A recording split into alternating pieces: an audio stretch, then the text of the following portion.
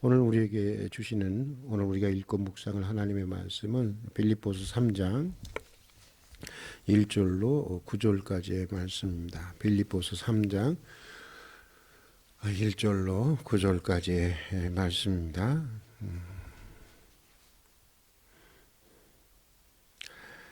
우리 함께 읽도록 하겠습니다. 끝으로 나의 형제들아 주 안에서 기뻐하라. 너희에게 같은 말을 쓰는 것이 내게는 수고로움이 없고 너희에게는 안전하니라. 개들을 삼가고 행악자들을 삼가고 몸을 상해하는 일을 삼가라. 하나님의 성령으로 봉사하며 그리스도 예수를 자랑하고 육체를 신뢰하지 아니하는 우리가 곧 할례하라. 그러나 나도 육체를 신뢰만 하며 만일 누구든지 다른 이가 육체를 신뢰할 것이 있는 줄 생각하면 나는 더욱 그러하리니 나는 8일 만에 할례를 받고 이스라엘의 족속이요 베냐민 지파요 11인 중에 11인이요 율법으로는 바리새인이요 열심으로는 교회를 박해하고 율법에 의로는 흠이 없는 자라. 그러나 무엇이든지 내게 유익하던 것을 내가 그리스도를 위하여 해로 여길 뿐더러 또한 모든 것을 해로 여김은 내 주 그리스도 예수를 아는 지식이 가장 고상하기 때문이라. 내가 그를 위하여 모든 것을 잃어버리고 배설물로 여김은 그리스도를 얻고 그 안에서 발견되려 함이니 내가 가진 의는 율법에서 난 것이 아니요 오직 그리스도를 믿는 안미함한 것이니 그 믿음으로 하나님께로부터 나는 의라. 아멘. 참 바울과 같은 이런 고백을 가지고 살아간다면 우리가 얼마나 행복하고 얼마나 기쁜 그리스도인들이 될까, 그런 생각을 말씀을 이렇게 묵상하면서 해보게 되었습니다. 여러 번 말씀드리지만 이 빌립보서는 실학의 서신이라고 하는, 기쁨의 서신이라고 하는 별명을 가지고 있는 그런 바울의 편지입니다. 처음부터 끝까지 우리가 계속 지금 살펴보고 있잖아요. 처음부터 끝까지 기쁨이 넘치고 있는 서신입니다. 바울이 옥중에서, 그것도 언제 사형을 당할지 모르는 상황에서 쓰는 편지임에도 전혀 그늘이 없습니다. 밝고 유쾌한 웃음과 기쁨이 샘솟고 있는 것을, 또 기쁨이 이어지고 있는 것을 우리는 보게 됩니다. 오늘 우리가 읽은 본문도 이렇게 시작하고 있습니다. 끝으로 나의 형제들아 주 안에서 기뻐하라. 너희에게 같은 말을 쓰는 것이 내게는 수고로움이 없고 너희에게는 안전하니라. 바울은 여기서 이제 빌립보서의 이 결론을 미리 내려고 했던 것 같습니다. 이제 끝으로 마지막으로 말을 하겠다는 것입니다. 이제 편지의 결론을 내리겠다고 하는 것입니다. 편지의 결론은 무엇입니까? 한마디로 주 안에서, 주님 안에서 기뻐하라고 하는 것입니다. 주님 안에 진정한 기쁨이 있다는 것입니다. 그러니까 엉뚱한 데서 찾으려고 하지 말고 주님 안에서 찾으려고 하라는 것입니다. 그리고 주님 안에 있는 그 기쁨을 누리며 마음껏 누리고 향유하며 살아가는 삶, 그것이 그리스도인의 삶이어야 한다는 것입니다. 그러면서 바울은 자기의 기쁨의 이유가 어디에 있는지에 대해서 말씀해 주고 있습니다. 먼저 자기의 기쁨의 이유는 태생적으로 갖게 된 어떤 좋은 환경이나 좋은 조건에 있지 않았다라고 하는 것입니다. 일반적으로 사람들은 좋은 부모를 만나고 좋은 환경을 만나면 행복이 결정된 것으로 된 것이나 마찬가지라고 생각을 합니다. 그러나 좋은 부모와 좋은 환경이 있어야만 반드시 행복한 것은 아닙니다. 물론 좋은 부모, 좋은 환경을 만난다고 하는 것은 굉장한 은혜인 것입니다. 그러나 꼭 좋은 부모와 좋은 환경이 있어야만 반드시 행복한 인생이 되는 것은 아닙니다. 오히려 불행한 환경 속에서 자라난 사람들이 그 역경을 딛고 이 감동적인 드라마를 쓰는 인생들이 참 많지 않습니까? 오히려 좋은 환경, 좋은 부모, 좋은 환경 속에서 그냥 곱게 자라나서 이렇게 어떤 그런 인생을 살아가는 사람들보다 이 감동적인 스토리를, 역경을 딛고 일어난 감동적인 스토리를 가지고 있는 사람, 그런 사람들이 훨씬 더 위대해 보이지 않습니까? 바울은 매우 좋은 조건에서, 좋은 환경에서 태어나서 삶을 시작하는 사람이었습니다. 본문에서 말하고 있는 바울의 고백에 의하면 그는 낳은 지 8일 만에 할례를 받은 사람이라는 것입니다. 이미 조상 때로부터 믿어왔던 아주 좋은 믿음의 가문에서 출생한, 우리 모태 신앙 사람들이 가끔 그러죠. 자신을 좀 은근히 자랑하는 것 같아요. 나 모태 신앙입니다. 아주 모태 신앙의 사람이었다는 것입니다. 자랑할 만한 일입니다. 또 바울은 이스라엘 족속이고 베냐민 지파라고 말하고 있습니다. 이방이었다가 개종해서 이스라엘 사람이 된 것이 아니라는 것입니다. 원래 자신은 오리지널 이스라엘 사람이었다고 하는 것입니다. 그리고 이스라엘 12지파 가운데 가장 자랑스러운 지파 중에 하나였던 베냐민 지파의 출신이라고 하는 것입니다. 또 바울은 자신이 히브리인 중에 히브리인이라고 말하고 있습니다. 이게 무슨 말일까요? 비록 다소라고 하는 이방인 도시에서 태어나서 자랐지만 양 부모들이 모두 히브리인 출신의 사이에서 태어난 순수한, 자기는 그 히브리인이고 어렸을 때부터 모국어인 아람어를 사용할 줄 아는 히브리인이었다고 하는 것입니다. 그만큼 정통성이 있는 그런 히브리 가정에서 태어나서 자란 사람이라고 하는 것입니다. 그리고 그는 날 때부터 로마의 시민권을 가지고 태어난 사람이었습니다. 그가 그 시대의 로마의 시민권을 날 때부터 가졌다고 하는 것은 그의 가문이 매우 유력한 가문이었다고 하는 것을 말하는 것입니다. 바울은 이런 좋은 조건에서 그의 인생을 시작했고 그런 환경 속에서 자라났습니다. 그러나 바울은 이런 좋은 부모, 좋은 환경에서 시작한 삶이었지만 거기에 진정한 행복이 없었다고 하는 것입니다. 물론 바울이 그것을 깨달은 것은 그리스도를 만난, 다메섹에서 그리스도를 만난 이후에 그것을 깨닫게 되었지만 이런 좋은 출발이 그에게 진정한 기쁨을 가져다 주지는 못했다고 하는 것입니다. 무엇보다 이런 좋은 조건들이 자신의 삶에 구원을 가져다 주지는 못했다고 하는 것입니다. 오히려 자기가 가진 좋은 환경, 좋은 조건들이 그리스도에게 나아가는데 오히려 방해하는 일이 많이 방해거리가 되었다고 하는 것입니다. 우리 중에 어떤 사람들은 한평생 조건 타령만 하다가, 환경 타령만 하다가 인생을 끝내는 사람들이 있습니다. 제 주변에도 여럿이 있고요. 저도 가끔은 또 그런 연약함에 빠지기도 합니다만, 내가 좀 더 좋은 부모를 만났더라면, 내가 좀 더 좋은 환경 속에 살아간다면 한탄만 하다가 한평생을 허비하는 사람들이 많이 있습니다. 물론 모두가 다 좋은 환경 속에서 태어나서 좋은 환경 속에서 살아갈 수 있다면야 무엇이 문제겠습니까? 그러나 우리가 사는 세상이 천국은 아니지 않습니까? 그러나 여러분, 열악한 환경 가운데 태어나는 사람이라고 해서 반드시 인생에서 실패하는 것이 아닙니다. 오히려 어려운 환경에서 더욱더 감동적인 인생을 연출하는 사람들이 많이 있는 것입니다.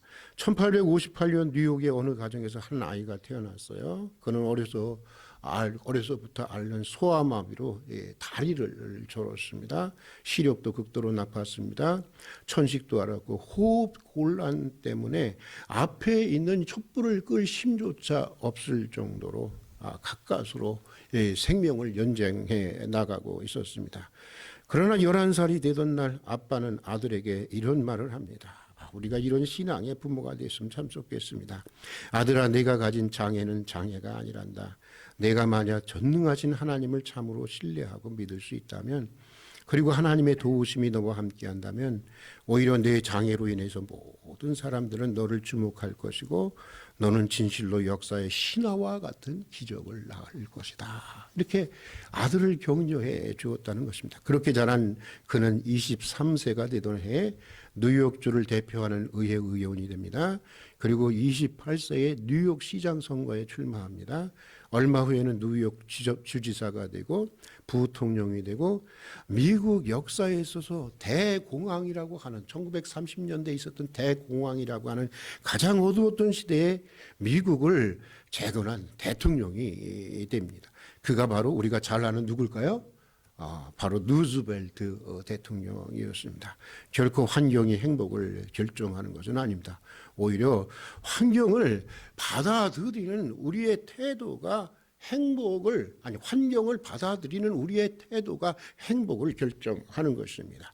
열악한 환경 가운데 있더라도 하나님은 이런 환경을 통해서 내 인생을 단련하시고 연단하시고 더욱 정근같게 하실 것이라는 것을 믿음으로 받아들이면 얼마든지 행복한 인생이 될 수 있는 것입니다. 더군다나 가장 소중한 구원의 은총은 우리가 가진 조건이나 환경에 의해서 결정되는 것이 아닌 것입니다. 바울은 자신이 가진 구원의 기쁨이 결코 태생적으로 갖게 된 좋은 환경에 있다고 말하지 않고 있습니다. 사실은 복음적으로 보면 여러분 좋은 환경보다 있잖아요. 여러분 좋은 조건보다 사실 가난하고 병들고 여러분 애통하며 살고 박해받으며 살아가는 삶, 어쩌면 그런 환경이 영적으로 보면 훨씬 더 사실 유리한 조건이 구원에 있어서는. 여러분 그렇지 않습니까? 하나님의 나라는 어떤 나라예요? 가만히 보세요. 장애인의 나라예요. 예? 가난하고 소외되고 보면 쭉 이렇게 보면은 다 장애인들을 묘사하고 있어요. 저는 장애 4급이거든요. 그래서 참 기뻐요. 예, 저는 좋은 조건을 갖고 있어요. 하나님의 나라에 들어갈 수 있는. 여러분, 사실은 어떻게 보면 영적으로 보면 있잖아요. 우리가 훨씬 더 우리의 가난, 우리의 불리한 조건, 환경 이런 것들이 사실 그리스도와 훨씬 더 가까워질 수 있는 좋은 그런 환경이 될 수가 있는 것입니다. 여러분 이것을 꼭 기억할 수 있기를 바랍니다.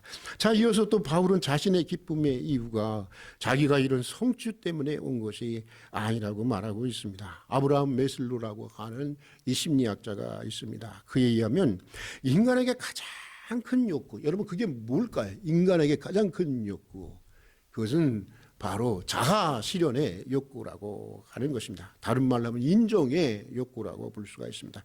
사람은 누군가 무언가 가치 있는 일을 성취해서 그것을 통해서 인정받고 싶어 하는 욕구가 가장 큰 욕구라고 하는 것입니다. 그러나 여러분, 사람이 무언가를 성취했다고 해서 반드시 행복한 것은 아닙니다. 세상적으로 보면 그리스도를 만나기 전에 바울은 이미 많은 것들을 성취했던 사람이었습니다. 바울은 본문에서 이렇게 말하고 있습니다.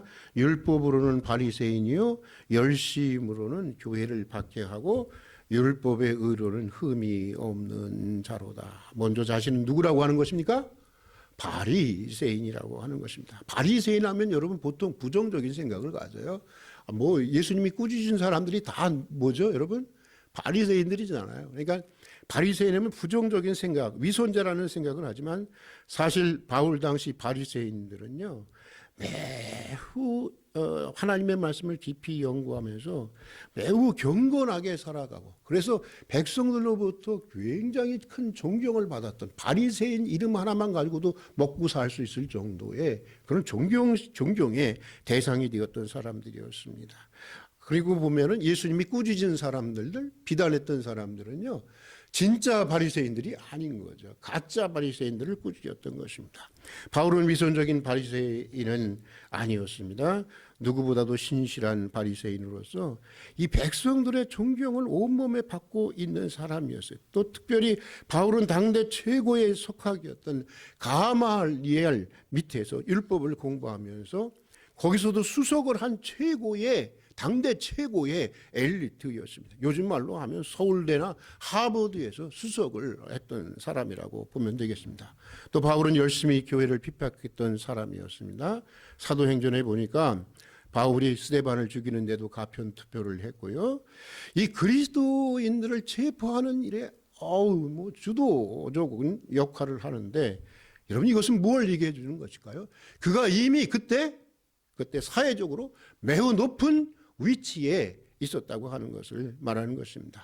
매우 큰 권력을 가진 사람이었던 것을 말하는 것입니다. 그리고 아마도 그가 가진 권력만큼이나 그에게는 무엇이 따랐을까요? 권력이 있으면 뭐가 따르나요? 돈이 따르죠. 여러분, 그만큼 많은 아마 보수가 쥐어졌을 것입니다. 게다가 바울은 율법의 의로는 흠이 없을 정도로 아주 상당 정도의 높은 수준의 도덕에 이르렀던 사람, 그가 바로 이 바울이었습니다. 한마디로 바울은 매우 성공하고 출세한 사람이었고 많은 것을 이미 성취했던 사람이었습니다. 그러나 그럼에도 불구하고 그가 나중에 복음을 깨닫고 나서 보니까, 여러분 진짜를 보면 가짜가 뭔지 아는 거예요.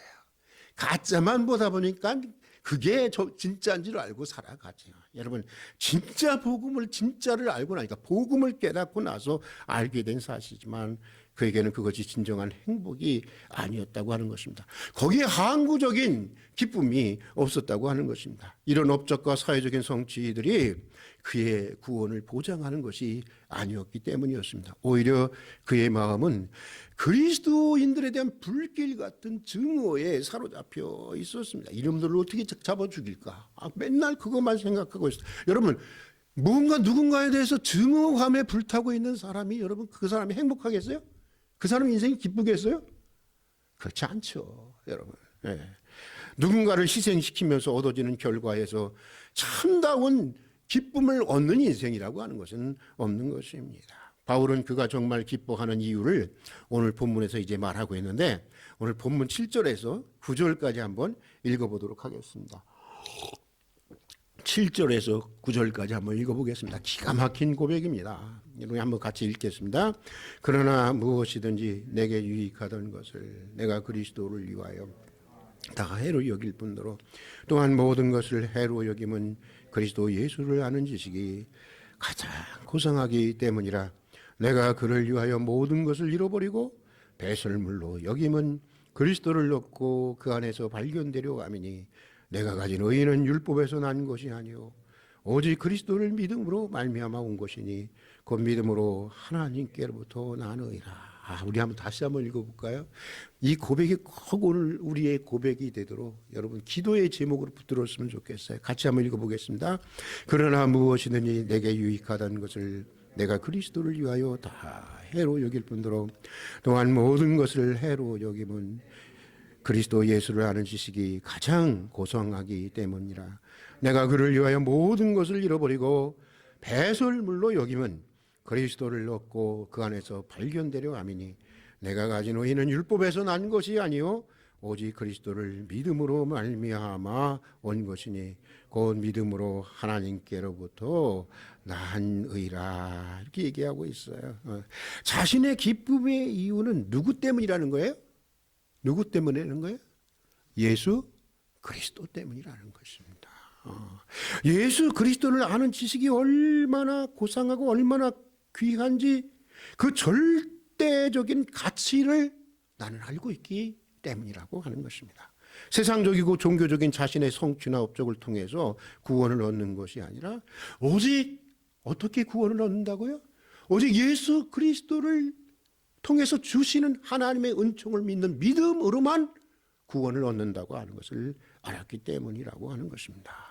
그리스도를 알기 전에는 그토록 좋아했고 얻고 싶어 했고 또 그렇게 애써서 성취한 것들이 자신의 일생을 걸고 애써서 성취한 것들이 이제 이게 너무너무 귀해요. 이제 그리스도 한 분을 얻기 위해서라면 다 잃어버려도 좋고 다 분토처럼 배설물처럼 여겨져도 좋다고 하는 것입니다. 여러분 나는 그것만 얻으면 된다. 나는 그것만 얻으면 된다. 그것을 얻기 위해서 나머지 모든 것을 다 잃어도 좋다 할 만큼 내게 귀한 무언가가 있고 그것을 얻었다고 한다면 여러분 이 인생이 얼마나 행복한 인생일까요? 얼마나 감격스러운 인생일까요? 얼마나 기쁜 인생일까요? 이러한 기쁨이 여러분 진정한 기쁨이고 여러분 극치의 기쁨인 것입니다. 바울에게는 이런 기쁨이 있었던 것입니다. 모든 환경과 조건을 초월한 바울의 기쁨의 이유가 바로 여기에 있었던 것입니다. 오늘 우리 그리스도인들이 누려야 할 기쁨, 그 기쁨의 근원, 기쁨의 이유, 그것은 바로 이것입니다. 여러분은 어디에서 기쁨을 누리고 계십니까? 저는 저 자신을 깊이 한번 성찰해 봤어요. 나는 어디에서 나의 기쁨을 누리고 있는가? 어디에서 기쁨을 찾고 있는가? 그리스도 한 분을 얻으면 모든 것을 다 잃어버려도 좋은 기쁨, 바로 그것입니다. 가장 고상한 그리스도에 대한 아함 때문에 세상적으로 아무리 크고 위대해 보이는 모든 성공과 성취들을 배설물처럼 여길 수 있는 기쁨, 바로 그것이 바울이 누리고 있는 기쁨이었던 것입니다. 그러나 대부분의 그리스도인들은요, 자신이 그리스도인이라고 하면서, 저도 여기에 포함될 때가 많이 있죠, 그리스도보다는 바울이 분토처럼 버렸던 그 분토를 찾으려고 한평생을 헤맵니다. 그리스도를 얻기 위해서 바울이 다 잃어버리고 다 해로 여겼던 것들을 어떻게 하든지 얻으려고 한평생 그것으로 인해 근심하고 그것으로 인해 염려하고 또 치열하게 경쟁하면서 대가리 터지게 싸워가면서 살아갑니다. 그리스도인이라고 하면서도 예수 그리스도 안에서 주어지고 약속된 구원의 은총과 부활의 영광보다 그저 세상적으로 좀 편안해지고 잘 되려고 하는 것에 목을 메고 살아가는 초라한 그리스도인들이 얼마나 많은지 모릅니다. 바울의 입장에서 보면 가만히 생각해 보니까 쟤들이 뭐하고 있나? 평생 내가 싼 배설물에서 지금 헤매고 있는 것이 아닌가? 이런 생각이 들었습니다. 여러분, 지폐의 가치를 모르잖아요. 애들이 그렇잖아요. 애들에게 여러분, 우리 은지, 은비한테 옛날에 어렸을 때 아빠 100원만 하면은 제가 어떨 때는 너무 예뻐갖고 1,000원짜리도 줄 때가 있었어요. 1,000원짜리를 줬는데, 얘네들은 1,000원 안 받아요? 뭐 달래요? 100원짜리 달래요. 난리야. 1,000원짜리를 집어던지고 100원짜리 달라고. 어떻게 이렇게 아빠를 닮았는지 모르겠어요. 예? 여러분 왜 그래요? 지폐의 가치를 모르니까. 만약 얘들이 지폐의 가치를 알면 어떻게 될까요? 100원짜리 쉽게 버릴 수 있을까요? 없을까요? 쉽게 버리죠. 여러분, 우리도 마찬가지예요. 절대적인 그리스도 안에 있는 가치를 모르니까, 그 절대적인 가치를 모르니까 그냥 세상에 100원, 200원 그거 붙들고 살려고 목을 메고 살아가고 있는 것입니다. 여러분, 그러기에 우리는 아직 예수를 잘 모르는 것입니다. 예수를 안다고요? 아니요. 택도 없는 소리. 그래서 대림절을 통해서 다시 예수를 만나려고 하는 거예요. 다시 깊이 만나야 되는 거예요. 그리스도 안에서 하나님의 자녀들에게 약속되고 주어지고 있는 이 절대적인 은총과 축복의 가치를 우리는 알아가야 하는 것입니다. 그래야 그리스도 한 분을 얻기 위해서 모든 것을 잃어도 좋다라고 하는 바울과 같은 고백을 할 수가 있는 것입니다. 그래야 바울처럼 한평생 박해를 받고 한평생 참으로 쓰레기처럼 여겨가면서도 그 모든 환경을 초월한 기쁨의 사람이 될 수 있는 것입니다. 1931년 미국의 보험회사 세일즈맨으로 일하던 한 사람이, 이거 잘 아시는 얘기예요. MBC 라디오 이 공개 방송에서 노래를 할 수 있는 기회를 얻게 되었습니다. 그의 노래가 끝나자 장례는 조용해졌고 잠시 후에는 끝없는 박수갈채가 이어지게 되었습니다. 그가 들려준 저음의 바리톤이 전 국민을 매료시킨 것입니다. 그는 갑자기 유명 스타가 되었습니다. 방송계약 제의가 들어오고 출세와 돈이 보장된 스타의 길이 이제 열리게 되었습니다. 그럼에도 불구하고 그에게는 이상하게, 그리스도인들은 그런 거 있어요. 여러분, 그런데 예민해셔야 돼요. 뭔가 잘 됐는데도 마음이 막 두려움이 밀려와. 이건 깊이 기도해야 할 제목이라고 하는 것입니다. 두려움이 막 밀려오는 거예요. 그는 머릿속에서 조용히 기도를 합니다. 같은 때에 그의 어머니가 그를 위해서 기도를 합니다. 그런데 아무리 기도해봐도 아들의 출세의 길이 눈앞에 보였지만 기도하는 어머니의 마음이 기쁨이 없어요. 평안이 없어요. 아들도 마찬가지였습니다. 하루는 그의 어머니는 사랑하는 아들의 책상 위에 조그마한 종이 쪽지 하나를 놓고 갑니다. 그것은 어머니가 자주 애송하던 레아 밀러 부인이 쓴 성시였습니다. 그 성시를 읽다가 이 청년은 이제 아들이 이게 뭐지 하고 읽다가 보니까 읽다가 그냥 이 청년은 뜨거운 눈물을 흘리기 시작합니다. 그리고 마음속에 음악가니까 마음속에 멜로디가 일어나기 시작을 합니다. 그는 펜을 꺼내서 작곡을 합니다. 바로 이 찬송가였습니다. 주 예수보다도 귀한 것은 없네. 이 세상 부귀와 바꿀 수 없네. 영죽을 내 대신 돌아가신 그 놀라운 사랑 잊지 못해. 그 다음이 너무나 좋아요. 세상 즐거움 다 버리고 세상 자랑 다 버렸네. 주 예수보다도 귀한 것은 없네. 예수밖에는 없네.